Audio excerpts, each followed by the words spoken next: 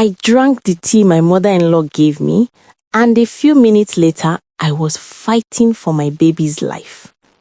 My name is Sola, and this is my story. Lagos doesn't warn you about anything. Not the go-slows that swallow 3 hours of your life. Not the landlords who smile at you and raise your rent the same week.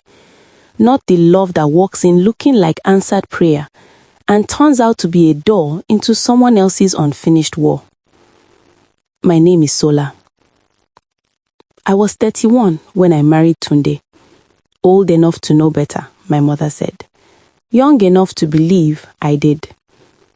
I wasn't desperate when I found him. I wasn't lonely. I was just tired of being careful. Tunde made me feel like I could finally put something down. That was the thing about him. Not that he was perfect, but that he made carelessness feel safe. I should have paid more attention to what that cost him. The first time I met his mother, she didn't insult me. Didn't size me up loudly the way market women do when they know the price of something but want to hear you say it first. She just looked at me, quiet, still, like she was trying to place my face somewhere in a memory she tried to bury. "You are welcome," she said, and I believed her. That was my first mistake. Her name was Fumilayo, but everyone called her Mama Tunde.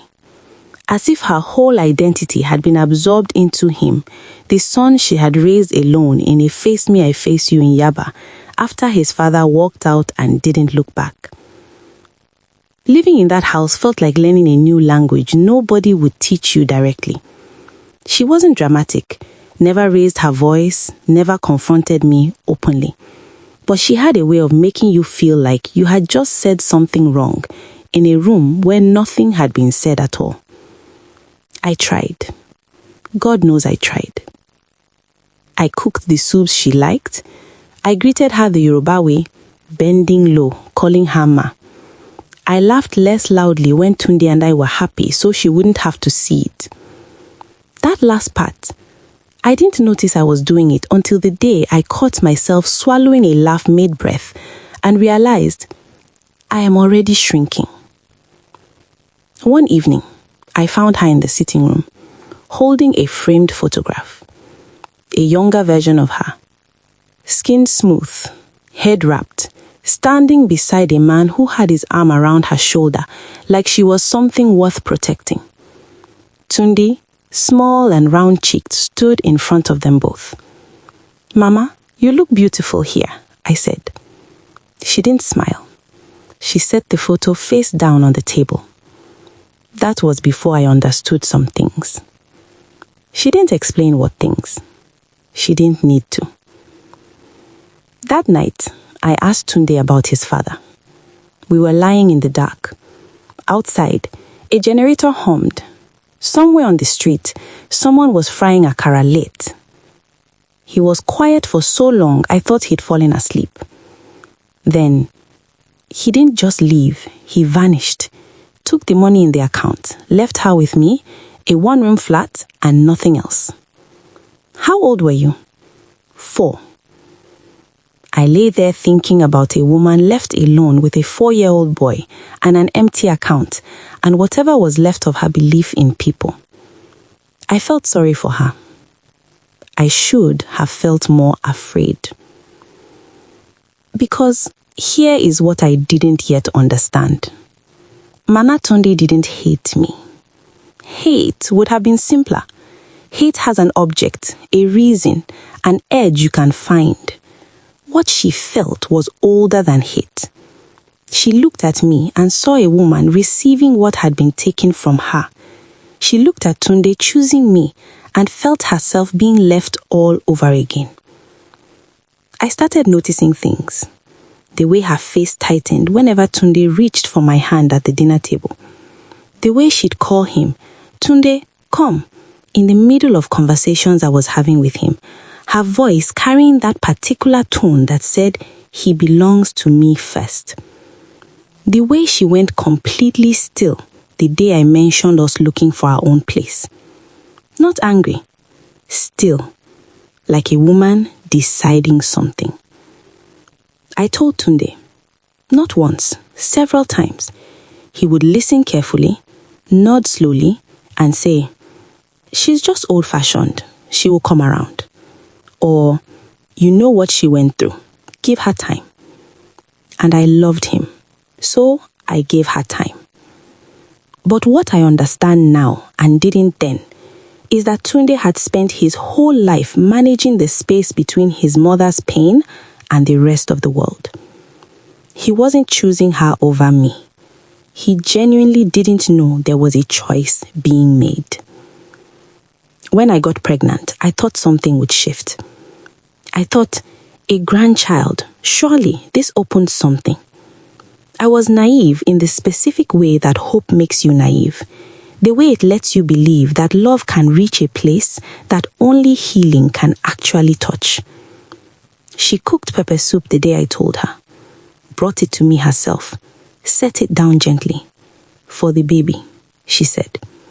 I thanked her. I ate it. I told Tunde later, maybe things are changing. He smiled like a man who had been waiting years for that sentence. But the nights told a different story.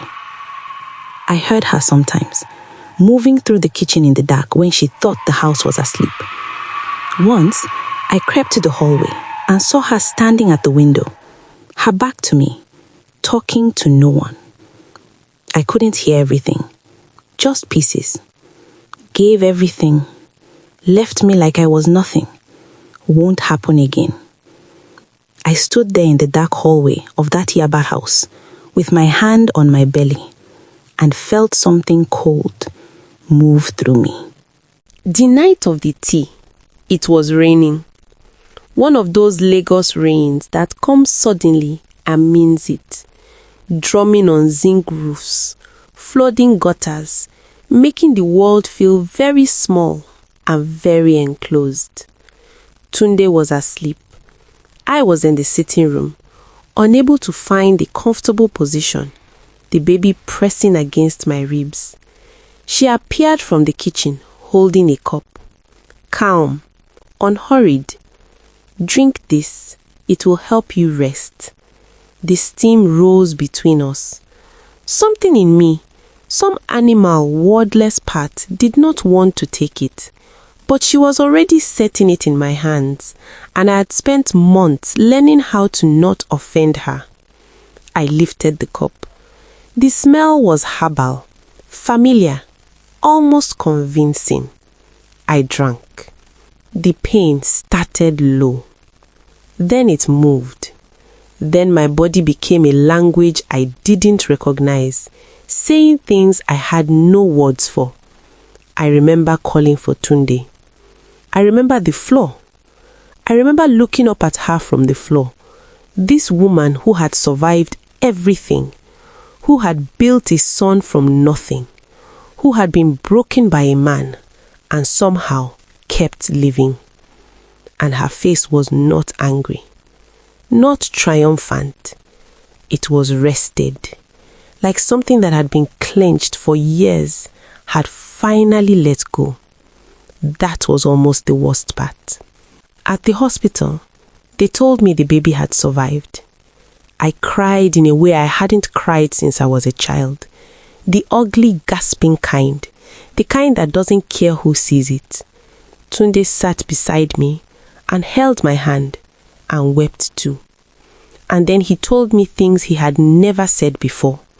About growing up watching his mother diminish. About learning to make himself small so she wouldn't feel abandoned. About knowing, somewhere beneath the knowing, that she was capable of something like this, and choosing not to look at it directly. He said, "I thought love was enough to keep her stable." I looked at him for a long time. I said, "You knew." He didn't say no. The police came. She didn't run, didn't perform innocence. When they asked her why, she looked at them the way you look at people asking questions they don't have the equipment to understand. She said, "I know what women do. I was that woman once. The officer wrote something down. I sat across the room and felt something I was not prepared to feel. Grief. Not for what she'd done, but for who she must have been before the world taught her that love was a weapon aimed at her. She was a woman who believed in something once. I could see it in that photograph, the way she leaned into that man, the way she wasn't guarding herself yet. Something happened to her, something real and devastating and undeserved, and nobody helped her put it down. So she carried it for decades in that small Yaba house until it became something else entirely. I left.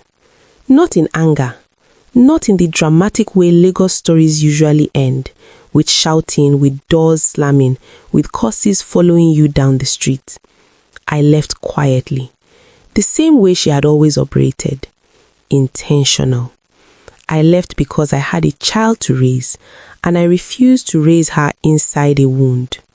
I left because I finally understood that staying to understand someone is not the same as being safe with them. And I left because of something I saw in myself the night before I packed. A thought, small and dark, that passed through my mind about my own mother-in-law, about Tunde's passivity, and about how easy it would be to let bitterness take root and call it wisdom. I recognized the seed. I didn't want to grow it. Tunde and I, that is a longer story, one still being written. What I know is this: he is learning to see what he chose not to see. Whether that is enough, I do not yet know. Somewhere in Yaba, Mama Tunde is in a house that is quieter than she planned. She wanted to keep her son. She lost him the same way his father lost her, by holding on with hands that had forgotten the difference between love and control. My daughter is healthy. She laughs loudly. I don't stop her. Here is the only thing I know for certain. Wounds don't have to become weapons, but they will if no one ever helps you put them down. And that is not just her story. It is a warning for anyone who has been broken and is deciding quietly what to do with the pieces.